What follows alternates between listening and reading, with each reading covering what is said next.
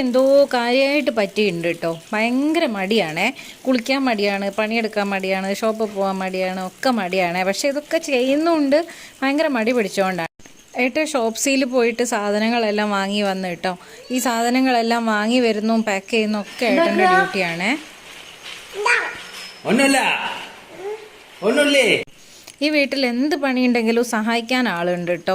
എല്ലാ പണിക്കും റെഡിയാണ്. ഞങ്ങൾ എല്ലാത്തിനും സഹായിച്ചിട്ട് എല്ലാം പണി ഡബിൾ പണിയാക്കി തരും കേട്ടോ. അപ്പോൾ ഇതാ ഏട്ടൻ കുപ്പിയിലിട്ട് വെച്ച സാധനങ്ങളെല്ലാം വാരി പുറത്തിടുകയാണ്. അതിൻ്റെ ഇടയ്ക്ക് ബിസ്ക്കറ്റിൻ്റെ പാക്കറ്റ് കണ്ടിട്ട് എല്ലാ അതും എടുത്തിട്ട് ഓളെ മേമേൻ്റെ അടുത്തേക്ക് മുങ്ങി കേട്ടോ. മേമേനോട് പൊട്ടിച്ചു കൊടുക്കാൻ പറയാം. ഇനി പച്ചക്കറി ഫ്രിഡ്ജിലാക്കാണ്ടേ. ഇതൊക്കെ ഏട്ടൻ്റെ ഡ്യൂട്ടി തന്നെയാണ് കേട്ടോ. ഇങ്ങനത്തെ കുറേ പണികൾ ഏട്ടൻ ചെയ്യും കേട്ടോ. അതുകൊണ്ട് തന്നെ എനിക്ക് ഭയങ്കര സപ്പോർട്ട്. എനിക്കിഷ്ടമില്ലാത്ത കുറേ പണികളുണ്ട്, അതിലെല്ലാം ഏട്ടൻ ചെയ്തോളൂ കേട്ടോ. എന്തൊക്കെ ചെയ്താലും ഒന്നും ചെയ്തില്ലായിരുന്നു ഞാൻ കച്ചറ ഉണ്ടാക്കുകയും ചെയ്യും കേട്ടോ. അത് വേറെ കാര്യമേ. ഞാൻ വീഡിയോ എടുക്കുന്ന കണ്ടിട്ട് ഏട്ടാ ഇതിൻ്റെയൊക്കെ ബില്ല് കാണിച്ചൊരു ഷോ ഇറക്കി. അപ്പം ഞാൻ പറഞ്ഞു ഇത് എന്തായാലും ഞാൻ വീഡിയോയിൽ ഇടുമെന്നും പറഞ്ഞിട്ട് അങ്ങനെ പറയാന്നേ. ഇനി ഇതെല്ലാം അറേഞ്ച് ചെയ്യണം. ചായ കുടിക്കണം കേട്ടോ. ചായ ആയില്ല. അനിയത്തി മിന്നു ചായ ആക്കുന്നുണ്ട്. എനിക്ക് മൊത്തം മടിയായതുകൊണ്ട് ഓളെ കണ്ടാൽ പിന്നെ എനിക്ക് ഭയങ്കര മടിയാട്ടോ. എനിക്ക് മടി പിടിച്ചിരിക്കണേ ഓളോ അമ്മയോ ഒക്കെ വരണമല്ലോ.